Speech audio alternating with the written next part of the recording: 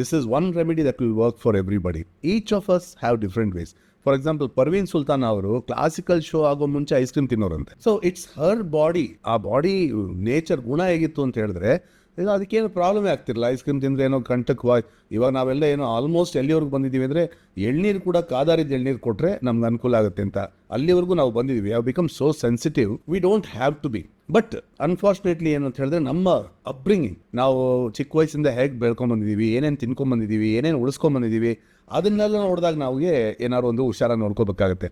You definitely if you are in a cold country, you have to make sure that you don't eat some things that affect your own voice.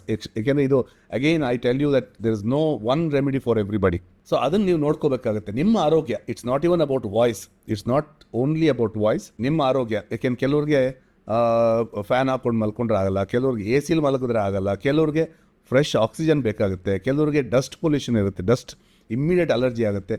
So ಇದೆಲ್ಲ this are all very very personalised problems that we have to take care. ನಮ್ಮ ದೇಹದ ಆರೋಗ್ಯ ನಾವು ಇಟ್ಕೊಂಡ್ರೆ voice will be there with us ಒಂದು.